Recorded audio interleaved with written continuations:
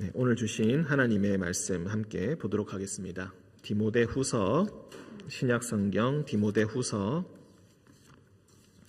1장 7절부터 14절까지 말씀입니다.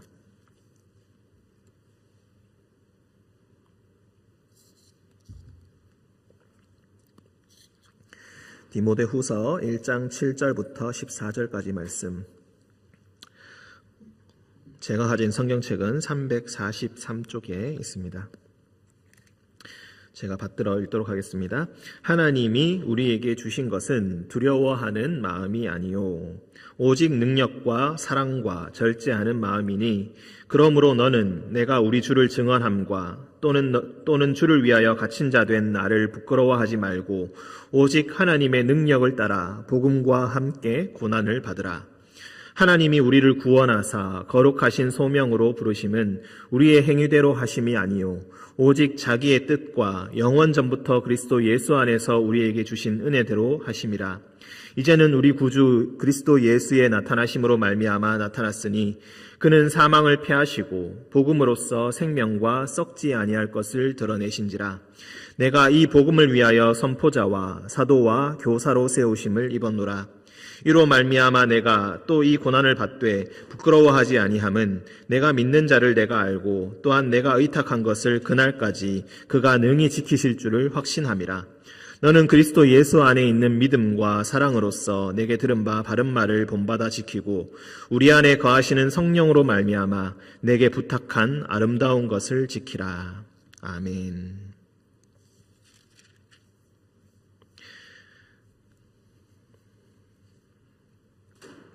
네, 오늘 말씀의 제목은 그리스도의 나타나심이라는 제목입니다. 10절에 오늘 방금 읽었던 말씀에 보시면은 10절에 그 핵심이 있습니다. 이제는 우리 구주 그리스도 예수의 나타나심으로 말미암아 나타났으니 그리스도 예수의 나타나심으로 말미암아 나타났다라는 말을 두 번 쓰고 있습니다. 예수 그리스도의 나타나심으로 말미암아 무엇인가 나타났습니다. 사망을 패하시고 복음으로써 생명과 썩지 아니할 것을 드러내셨다. 이 말씀을 기억하시면서 오늘 말씀을 함께 나누었으면 좋겠습니다. 먼저 개인적으로 감사의 인사를 전하고 싶습니다. 자가격리 어쩌다 보니까 일주일 동안 하게 되었는데 그 기간 동안 많은 문자와 전화를 받았습니다. 사실 저는 음성이라서 사실 별 다른 증상은 없었습니다. 아픈 곳은 오직 딱 한 군데밖에 없었습니다. 귀가 너무나 아팠습니다. 왜냐하면은 아마 우리 모두가 공통적으로 겪고 있는 문제이지 않을까 싶습니다. 마스크를 하루 종일 끼고 있으니까 귀가 계속해서 아팠습니다.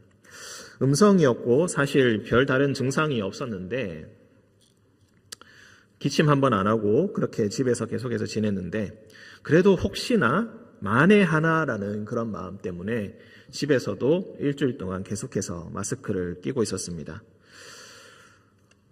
집에 있는 대부분의 시간 동안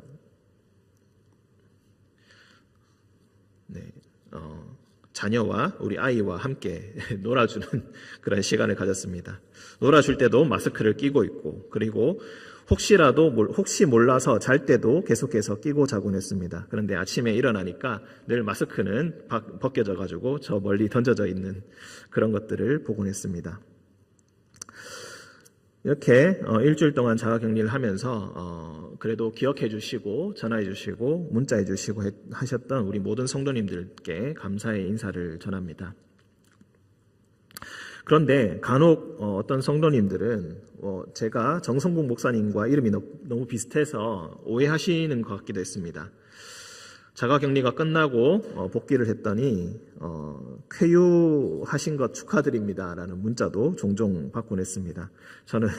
저는 전혀 코로나에 걸리지 않았고 저는 괜찮았습니다. 쾌유한 것이 아니라 원래부터 괜찮았습니다.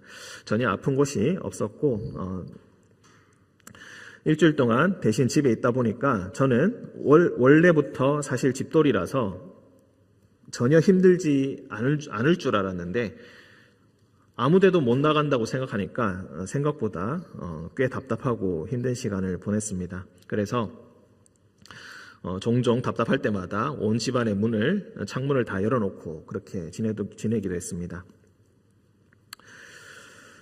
무엇보다 코로나로 인해서 많이 힘드신 분들이 있는 줄 압니다. 그 중에서도 특히나 저는 우리 젊은 부부들, 아이를 지금 키우고 있는 우리 부모님들에게 주님의 위로가 함께하기를 바랍니다. 지금 코로나로 인해서 사실 어린이집도 그렇고 유치원도 그렇고 많이 문을 닫았습니다. 긴급 보육이라고 해서 정말 어쩔 수 없는 아이들이 오는 경우도 있는데 2-3명씩 그렇게 받아서 그렇게 진행하고 있는 걸로 알고 있습니다. 아이 1명을 잘 케어하는 것도 이렇게 힘든데 2명씩 3명씩 키우면서 또한 맞벌이 일을 해야 하는 우리 젊은 부부들은 얼마나 힘들까 그런 생각을 종종 하곤 했습니다. 요즘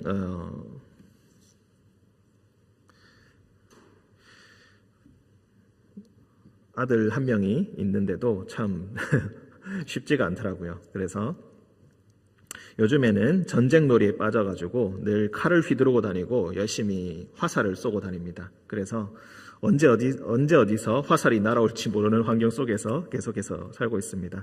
저는 항상 적이기 때문에 항상 화살을 맞아야 되고 칼을 맞아서 죽는 역할을 계속해서 해야 합니다. 아이들 때문에 힘들어하시는 그리고 양육하는데 고생하시는 우리 부모님들에게 주님의 은혜가 함께 하기를 바랍니다. 오늘 말씀 우리 함께 보도록 하겠습니다. 그동안 격리를 하면서 또한 온라인으로 예배를 드렸습니다. 제 생에 목사가 되고 나서 크리스마스를 집에서 온라인으로 예배를 드리게 될 거라고는 전혀 생각하지 못했는데 그런 일이 정말로 일어났습니다.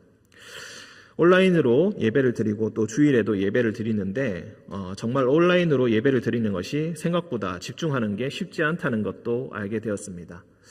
이곳에 나오지 못하고 집에서 예배 드리는 것이 참으로 힘들겠다라는 생각이 들었고 마음이 흐트러지는 것이 정말로 한순간이겠구나 하는 그런 생각도 들었습니다. 코로나 초반 때 그런 논쟁도 있었습니다. 온라인으로 드리는 예배가 정말로 예배인가? 함께 모여서 드리는 예배야말로 진정한 예배가 아니냐 하면서 이곳저곳에서 SNS에서도 그렇고 여러 곳에서 논쟁이 일어나곤 했었습니다. 그래서인지 몰라도 저도 그동안에는 크게 관심을 기울이지 않았지만 요 코로나 기간 동안에 그리고 자가격리 기간 동안에 예배에 대해서 다시 한번 생각하는 시간을 가졌습니다. 예배라는 것이 과연 무엇일까? 그게 무슨 의미가 그렇게 있을까? 원래부터 저는 항상 말씀을 강조하고 말씀을 강조한다는 것은 다른 것보다 말씀을 더 우위에 두고 있고 다른 것들은 크게 중요하지 않게 생각하는 것은 아니라 오히려 조금 소홀하게 대하는 약간은 소홀하게 대하는 그런 측면이 있었습니다. 예전과 의식이라는 것을 진행하는 것이 과연 우리 삶에 무슨 의미가 있을까? 언젠가 우리가 매주마다 저도 어릴 때부터 모태신앙으로 자라는 사람으로서 매주마다 말씀을 듣고 항상 성경을 가까이 한다고 생각했지만은 정말로 이 말씀이 나의 말씀이 되는 데는 오랜 시간이 걸렸습니다. 30대가 되어서야지 이 말씀이 어떤 의미인지 제대로 알게 되었고 그전에는 항상 회의와 그리고 번민으로 가득 찼었습니다. 하나님 말씀을 다 지키며 살아갈 수 없구나라는 그런 절망감으로만 항상 살아왔고 교회 안에 있는 많은 자들이 매주마다 거룩한 모습으로 예배드리던 많은 우리 믿음의 교우들이 실제 삶의 현장에서뿐만이 아니라 교회의 현장에서도 악한 얼굴을 드러낼 때 그런 모습을 교회에 가까워지면 가까워질수록 더 잘 알게 될 때에 항상 마음에 어려움이 있었던 것 같습니다. 그래서 예배가 무엇이 중요할까? 일평생 동안 예배를 드려도 사람은 바뀌지 않는다. 의식을 일주일에 한 번 주님 앞에 나와 거룩한 척하면서 예배를 드리는 것은 오히려 그 사람의 위선을 심화시키는 것이 아닌가라는 그런 알지 못할 회의들이 제 마음속에 항상 있었던 것 같습니다. 물론 가끔씩은 예배의 기쁨을 맛볼 때도 있었습니다. 예배를 드리고 나서 내 마음속에 기쁨이 가득하고 활력이 가득 찬 것을 느낄 때도 종종 있었습니다. 하지만 그것은 얼마 오래 가지 못했고 또 다른 안 좋은 모습들을 볼 때에 그리고 또 다른 지식을 얻게 되었을 때에 늘 회의와 마음속에 시험이 들었던 그런 것들이 생각이 났습니다. 그래서 이번 자가격리 기간 동안에 시간이 날 때마다 계속해서 예배와 관련된 책을 읽고 또한 공부하는 시간을 가졌습니다. 오늘은 제가 그리스도의 나타나심이라고 말씀의 제목을 정하고 1장 10절의 말씀을 중심으로 이야기를 했습니다. 우리 교회에는 교회력이라는 것이 있습니다. 시간과 관련된 것입니다. 오늘은 교회력에 따라서 1월 6일 주현절입니다. 주현절이라는 이 말 자체가 굉장히 낯설게 느껴지실 겁니다. 주님께서 현현하신 날이라는 뜻입니다. 우리가 성탄절을 12월 25일 하루로 알고 있습니다. 그런데 사실상 성탄절은 옛날부터 하루가 아니라 2, 3주 정도 지키는 것이었습니다. 원래대로 하자면은 12월 25일 날 우리가 성탄절 예배를 드리고 그리고 27일 날 성탄절 후 첫 번째 주일입니다. 그리고 우리가 지난주 1월 3일에는 신년 감사주일 예배다 이렇게 얘기했지만 원래 교회력으로 따라서 신년 감사주일이 아니라 원래 명칭은 성탄절 후 두 번째 주일 예배입니다. 교회력에 따르면은 한 해의 시작이 1월이 아니라 11월입니다.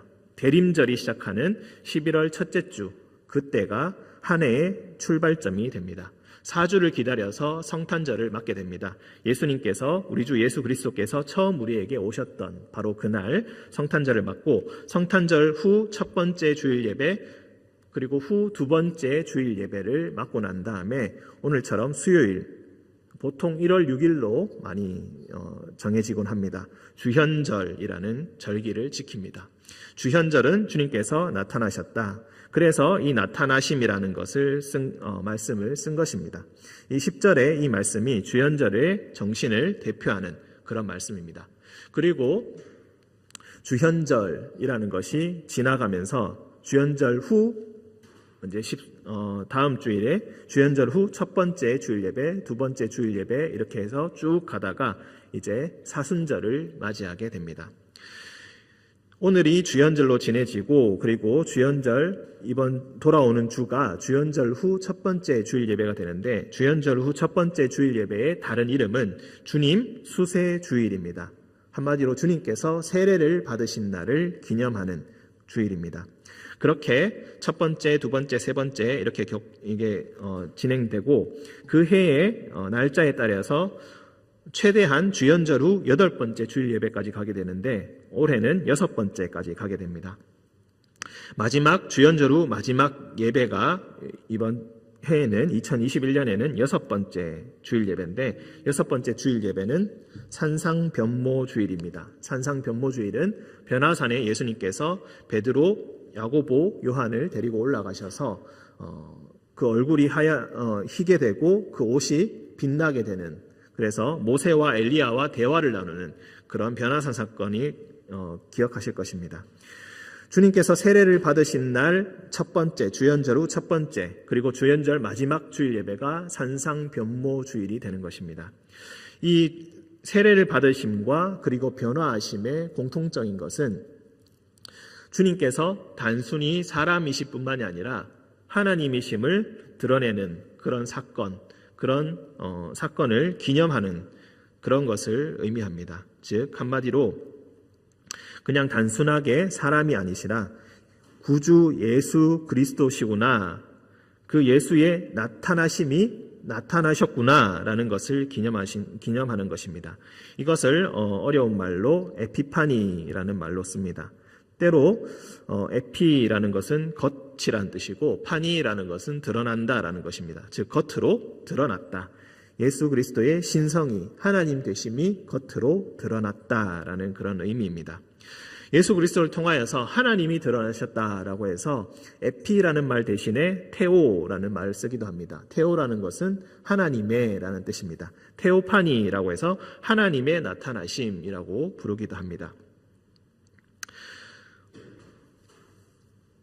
이렇게 주연절은 사실 그런데 우리 개신교 교회에서는 크게 중요한 절기로 지키지는 않습니다. 딱 분위기만 봐서도 잘 아시겠죠? 별로 크게 중요하게 생각하진 않지만 그래도 기억하면서 지키는 원래대로라면 중요한 절기입니다. 이 주연절이란 절기는 동방정교회에서는 굉장히 열심히 지킵니다. 기독교라는 것은 예수 그리스도를 그리스도로 섬기는, 그리스도로 인정하는 종교를 모두 다 통칭하는 것인데, 기독교는 오늘날 총 3개의 부류로 나눠져 있습니다. 여러 번 얘기한 바가 있습니다만은 로마 카톨릭이 한 부류이고, 두 번째가 바로 우리 프로테스탄트 개신교 교회이고, 마지막으로 세 번째가 동방정교회입니다. 개신교 교회가 제일 나중에 생겼습니다. 원래 서방교회와 동방교회라고 해가지고, 동방교회라고 하면은 우리 아시아 쪽에 있는 것을 떠올리시겠지만 그 동방이 아니라, 여기서 동방이란 것은 이탈리아 반도, 즉 로마가 있는 이탈리아 반도가 서쪽이고, 그리고 그리스 반도가 있는 그쪽이 바로 동방이라고 부릅니다. 즉 그 사이에 줄을 그어서 서방교회, 동방교회라고 하고, 이 두 교회가 1054년에 둘로 갈라지게 됩니다. 왜 그런지 그 역사의 과정은 참으로 길고 복잡합니다. 어쩌다 보니까 정치적인 이유로 서로 분란이 자꾸 생겨나게 되었고, 이쪽에도 교황이 있고 저쪽에도 교황이 있는 그런 일들이 자꾸 생겨나게 되었습니다. 끝내는 우리가 서로 뜻을 같이 할 수 없다 하게 되어서 갈라지게 되었습니다. 그래서 이 동방에 있는 교회, 즉 콘스탄티노플이라는 오늘날의 이스탄불, 그 지역에 있는 그 지역을 중심으로 해서 동방교회가 세워지게 되는데, 지금은 러시아 정교회 또는 시리아 정교회 이렇게 해서 각자로 흩어져 있습니다. 동방정교회의 특징은 상징을 굉장히 많이 사용한다는 것입니다. 우리는 종교개혁의 정신에 따라서 다른 상징이 될 만한 것들은 다 치워버립니다. 그리스도의 십자가 그것만 허락하고 나머지는 거의 다 없애버리는 편인데, 동방정교회는 많은 상들을 세우고 많은 상징들을 세웁니다. 그래서 그것들을 우상으로 볼 수 있느냐 없느냐를 가지고 한바탕 싸움이 난 적도 있었던 걸로 제가 알고 있습니다. 우리는 그와는 반대로 그런 것들을 십계명의 정신에 따라서 그런 우상이 될 만한 것들, 사람의 안목의 정욕으로 말미암아 눈을 사로잡을 만한 것들, 다른 생각을 품게 하는 것들, 다른 어떤 마술적인 능력이 있겠구나라고 믿을 만한 모든 것들을 다 치워버리는 그런 정신을 가지고 우리가 예배를 드립니다. 그쪽에서는 주연절이 굉장히 중요한 주일입니다. 그래서 그쪽에서는 크리스마스는 별로 중요하지 않습니다. 주연절을 한 해의 시작으로 여기고, 그리고 주님의 나타나셨다라고 해서 크리스마스처럼 그것을 지킨다고 합니다. 우리는 그렇지 않죠. 우리는 성탄절을 더 중요시 여기고, 그리고 그에 따라서 앞으로 대림절 4주간의 기간을 지내면서 그것을 기념하곤 합니다. 그래서 절기가 어떻게 되는지는 서로가 조금 다른 모습들이 있습니다. 우리 교회는 절기를 굉장히 중요시 여깁니다. 절기를 중요시 여긴다는 것의 의미가 무엇이냐면은 뒤에 있는 스톨과 양초의 색깔을 보시면 우리가 알 수 있습니다. 부목사들이 이것을 준비합니다. 매주마다 색깔을 바꾸면서 어떤 그 절기에 따라서 그 색을 철저히 바꾸고, 그리고 목사 가운에 있는 그 스톨의 색깔도 다 그에 맞춰서 준비하곤 합니다. 내가 지금 어떤 시간을 살고 있나를 늘 기억하는 의미가 있습니다. 성도님들도 앞으로 예배를 드리실 때 앞에 스톨의 색깔을 보시고 오늘은 무슨 색깔이구나, 오늘은 무슨 절기인가 라는 것을 궁금해 하시면서 내가 지금 어떤 시간을 살고 있나 이것을 기억해 보시기 바랍니다. 이 교회락이라는 것을 굳이 정하는 이유가 무엇이냐면은 우리의 일상의 삶을 살아갈 때에 그냥 내가 오늘 몇 살이고 지금 올해가 몇월 달이 몇 개월이 지나갔고 이런 식의 보통의 우리만의 시간에 현대적인 시간관에 따라서 살아가는 것인데, 교회력에 따라서 살아간다는 것은 예수 그리스도의 시간대에 따라서 함께 살아간다는 것을 의미합니다. 그것을 상징하는 것이죠. 예수님께서 태어나신 날, 그 날 따라서 그 전에 예수님께서 태어나신 것을 4주 동안 기다리면서 기념합니다. 그리고 주님께서 자신의 능력, 하나님의 아들임을 드러내시는 세례식부터 시작하여서 산상변모주일까지 그 모든 행함을 기억하면서 성경을 묵상하면서 예수님을 따라 살아갑니다. 그리고 사순절이 6주 동안 있습니다. 그 고난의 시간 동안 예수 그리스도의 죽음을 또 준비합니다. 성금요일 죽음의 날을 거친 후에 부활절에 이르게 됩니다. 그리고 부활절 후 첫 번째 주일 예배, 두 번째 주일 예배 쭉 이어지다가 오순절 성령 강림 사건이 일어나고 그 다음부터 성령 강림 주일 이후에 또 성령 강림절 후 첫 번째, 두 번째 이렇게 이어집니다. 보통 대부분의 시간은 이 성령 강림 주일의 시간대에 따라 살아갑니다. 보통은 26주 정도 되고 이때는 계속해서 녹색의 색깔을 쓰게 됩니다. 그래서 이것에 관심이 특히 없는 분들은 계속해서 녹색만 계속해서 사용하고 있지 않은가 이런 생각을 품게 될 수도 있습니다. 우리 교회는 4주마다 성찬식을 치릅니다. 성찬식을 치를 때마다 성찬을 상징하는 색깔, 보혈을 상징하는 색깔인 빨간색을 사용합니다. 그래서 원래는 성령 강림절 후에는 계속해서 녹색을 사용해야 되고 주현절이나 부활절, 성탄절 이때는 계속해서 흰색을 사용하게 되는데 성찬식이 생기게 되면은 그 색을 쓰지 않고 빨간색을 쓰게 됩니다. 빨간색 스톨을 걸고 예수 그리스도의 보혈을 기억하고 그 생명을 우리에게 주셨음을 기억하는 것, 그것을 항상 기억하라고 이렇게 계속해서 스톨과 양초의 색깔을 바꾸고 가운에 있는 스톨도 계속해서 바꾸게 되는 것입니다. 주님께서 우리에게 나타나셨다. 이것이 우리에게 어떤 의미가 있는가, 이것을 중심으로 우리가 오늘 말씀을 간략히 살펴보고 수요 성경 공부를 마치고자 합니다. 지금 디모데에게 바울이 쓰고 있습니다.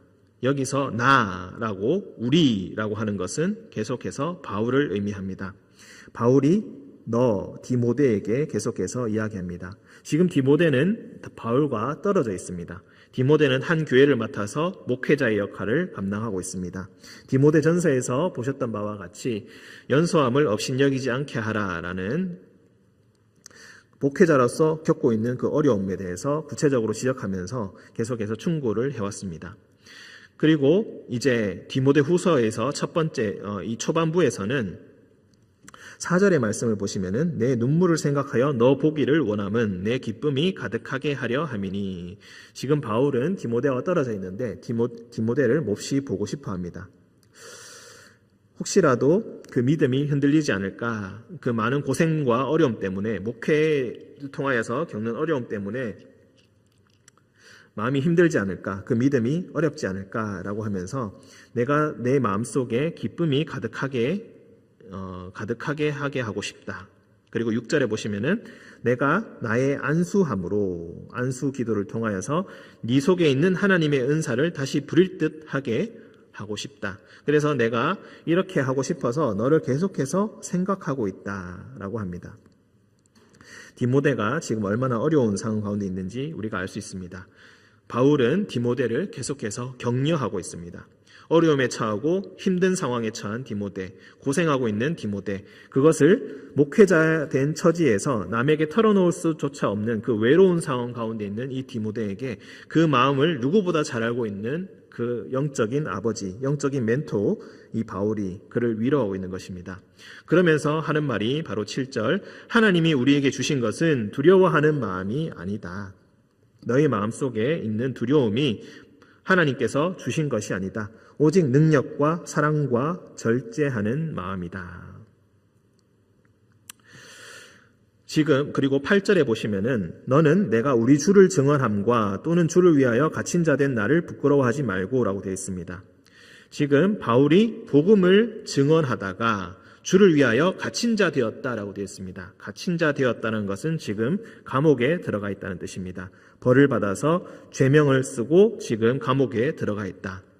바울의 제자다. 바울의 아들과 같은 사람이다. 디모데는 그런 사람인 것을 누구나 잘 알고 있습니다. 그래서 바울을 지지하고 바울을 따르고 있는 디모데에게 분명히 어려움이 있었을 것입니다.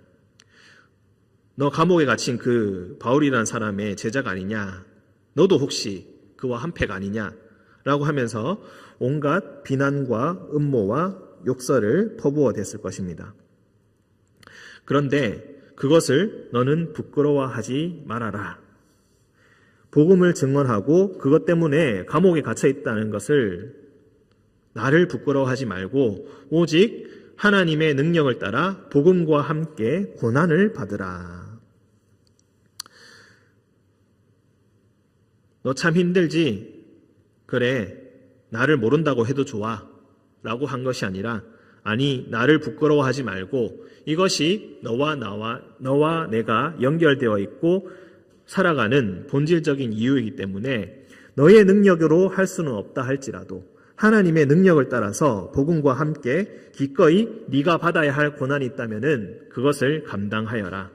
고난을 피하려고 하지 말고 고난을 비껴나갈 수 있는 길을 추구하지 말고 복음과 함께 고난을 받아야 한다.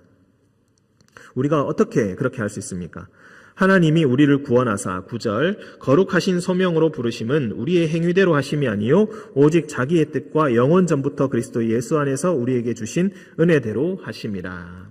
이것은 우리의 능력을 따라서 할 수 있는 것이 아니다. 하나님의 능력을 따라 할 수 있다. 우리를 구원하시고 우리에게 거룩하신 소명으로 우리를 부르셨고 우리가 우리의 판단과 뜻대로 하는 것이 아니라 예수님께서 주신 그 은혜대로 하는 것이다. 하나님의 뜻대로 하는 것이다. 그렇기 때문에 이것은 되돌아갈 수도 없고 비껴나갈 수도 없고 우회할 수도 없고 오직 우리에겐 직진만이 있을 뿐이다. 복음과 함께 앞에 만약에 고난이 있다면은 그것을 마땅히 감당해야 한다라는 것입니다. 그 고난을 피할 수도 없다는 것입니다.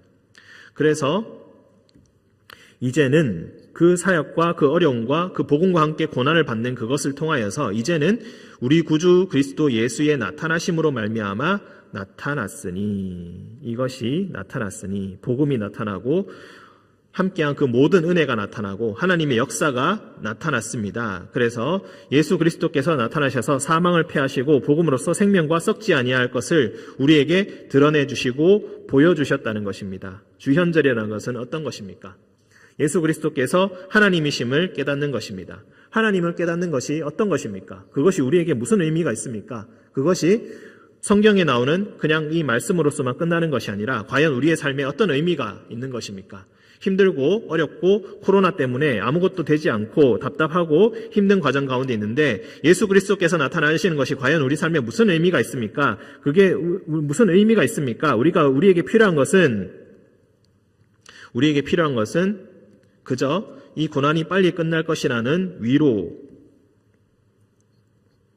그리고 우리를 도와줄 수 있는 실질적인 그런 것들이 우리에게 필요하지 무슨 예수 그리스도께서 나타나시는 것이 중요합니까? 우리가 그렇게 물을 수 있습니다. 주연절이 뭐가 중요합니까? 예수 그리스도께서 나타나셨다는 것이 뭐가 중요합니까? 그건 이미 너무 잘 알고 있습니다. 예수 그리스도께서 나타나셔서 우리 죄를 위해서 십자가를 지시고 죽지 않으셨습니까? 하지만 그것은 미래에 있을 천국에 들어가는 천국행 티켓을 우리가 마련했다는 것이지 우리의 삶에 있어서는 별 의미가 없습니다. 예수님께서는 우리를 항상 용서해 주시는 분이니까 일주일 동안 열심히 살면서 죄를 짓고 예수님 앞에 예배를 드리러 나오면 예수님께서 용서해 주시고 다시 우리를 깨끗하게 해주시고 그걸로 끝이 아닙니까? 라고 우리는 생각할 수가 있습니다. 알지 못하는 사이에 몸으로는 그대로 살아가고 있습니다. 말로는 그렇지 않다라고 주장하고 그래서는 안 된다라고 주장하고 자녀들에게 가르칠 때는 그렇게 하면 안 된다라고 가르치지만 우리의 몸은 어느새 그렇게 행동하고 있고 복음이라는 것의 의미를 전혀 알지 못한 채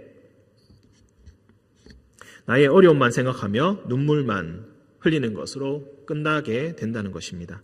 주님의 나타나심이 우리에게 어떤 의미가 있습니까? 사망을 패하시고 복음으로써 생명과 썩지 아니할 것을 드러내셨다는 것이 여러분에게 무슨 의미가 있습니까? 이것을 철저하게 물어야 합니다. 이것은 학문적인 지식으로 말로 가르칠 수가 없는 것입니다. 여러분이 하나님으로부터 직접 그것을 배우셔야 합니다. 복음과 함께 고난을 받아야만 하나님의 능력을 따라 고난을 받아야만 이것을 알 수가 있습니다. 그냥 앉아서 일주일에 한 번 예배를 드리러 나오고 일주일에 한 번 컴퓨터를 켜고 휴대폰을 켜고 예배를 드리는 것으로 그것을 절대로 알 수가 없는 것입니다. 하나님의 나타나심에 예수 그리스도의 나타나심에 그 의미를 깊이 알 수가 없는 것입니다. 사망을 패하고 생명과 썩지 아니할 것이 드러났다는 것을 도저히 그렇게는 알 수가 없습니다. 복음과 함께 고난을 받지 않으면은 이것을 알 수가 없습니다.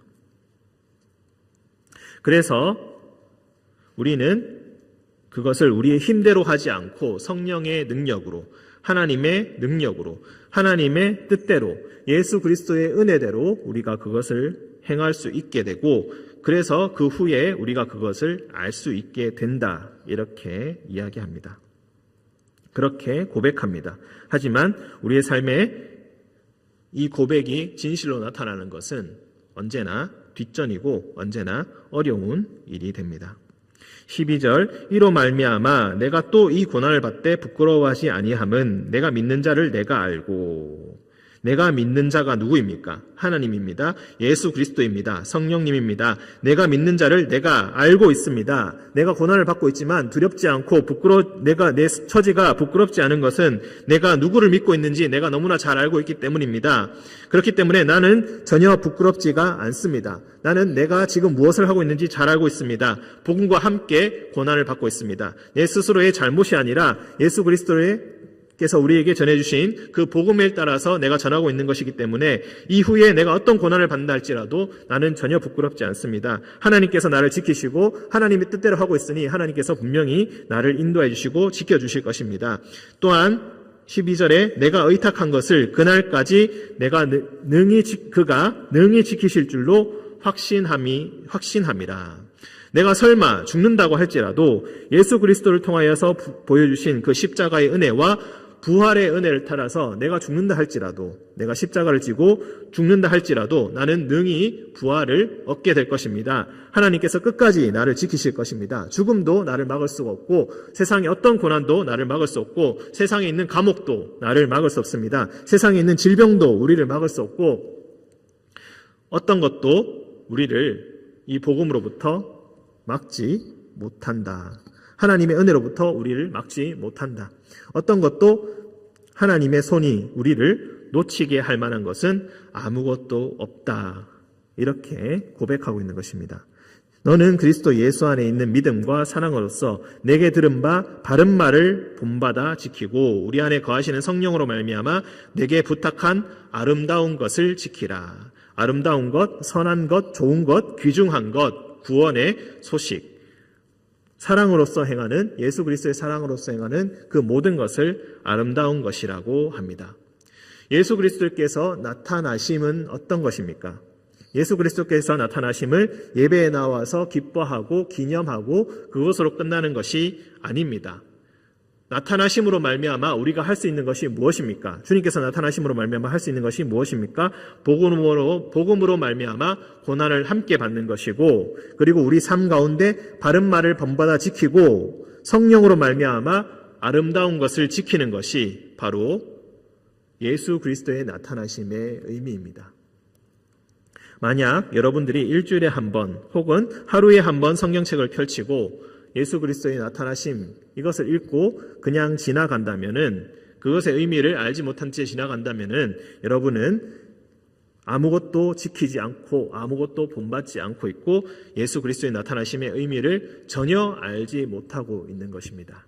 오늘은 주연절입니다. 이제 주연절 후 예배들이 계속해서 진행되게 될 것입니다. 주연절은 흰색의 절기로 지킵니다. 흰색은 하나님의 나타나심, 하나님의 권능, 하나님의 그 순수한 그런 권능을 의미하곤 합니다. 그리고 또한 새로운 생명, 부활을 의미하고 새로운 시작을 의미합니다. 이제 주연절을 계속해서 지키실 때에 오늘 이 말씀을 통하여서 말씀을 깊이 묵상해 주시고, 그리고 묵상한 그 말씀을 통하여서 우리의 음성으로 읽은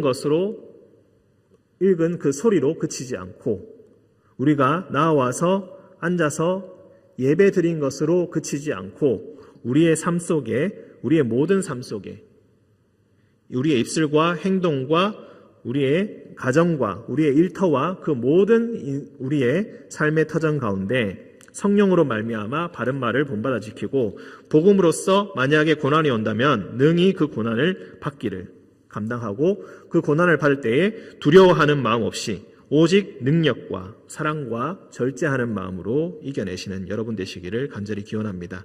예수 그리스도께서 나타나심으로 우리가 이것을 할 수가 있습니다. 예수 그리스도의 나타나심이 바로 우리에게 주어진 하나님의 뜻입니다. 이 말씀을 따라 오늘도 승리하시는 여러분 되시기를 주님의 이름으로 간절히 기원합니다. 함께 기도하겠습니다. 사랑과 은총이 충만하신 주님, 주님께서 처음 우리에게 나타나셨던 날입니다. 자신을 드러내 보이시고 공생의 삶을 시작하셨던 하나님의 아들이심을 드러내시고 하나님의 뜻을 우리에게 전파하셨던 그날을 기억하면서 주님 주연절을 지킵니다. 예수 그리스도의 나타나심이 복음을 따라 고난을 감당하는 삶을 살게 하고, 고난을 감당할 때에 두려워하는 마음을 지우고 오직 능력과 사랑과 절제하는 마음으로 살아가게 됨을 오늘 말씀을 통해 배웠습니다. 주님, 이 말씀이 우리 입술에 잠시 머물렀다가 떠나는 헛된 소리가 되지 않도록 주님께서 인도하여 주옵시고, 우리의 마음속에 뿌리 내리고 우리의 몸속에 뿌리 내려서 예수 그리스도의 나타나심으로 말미암아 더욱더 담대하게 새 소망을 품고 새 힘을 품고 주님 앞에 나아갈 수 있도록 주님 우리와 함께하여 주옵소서. 예배를 중심으로 우리의 삶을 굳건히 세워나갈 때에 주님, 예배를 중심으로 주님 다시 한번 믿음으로 다시 한번 세워져 나가게 주님께서 인도하여 주옵시고, 모든 것을 감당해 나갈 수 있는 담대함, 두려워하지 않는 그 마음을 주님 우리의 마음 가운데 허락하여 주옵소서. 주님, 질병으로 인하여서 고통받는 형제자매들 주님께서 보살펴 주시고, 또한 마음의 환난으로 말미암아 어려움 당한 자들 주님께서 인도하여 주옵시고, 가족을 이름으로 말미암아 때로는 가족의 학대로 말미암아 고통받는 모든 약한 자들 주님께서 손을 붙들어 주시고 주님 위로하여 주옵소서. 예수 그리스도의 나타나심으로 그들에게 능력을 더해 주시고 능히 이겨나갈 수 있는 두려워하지 않는 마음을 주님께서 허락하여 주시고, 또한 사랑으로 그들의 손을 붙들어 줄 수 있는 외부의 손길을 끊임없이 주님께서 허락하여 주옵소서. 모든 삶을 주님께서 우리와 동행하여 주심을 믿으며 거룩하신 예수님의 이름으로 기도합니다. 아멘.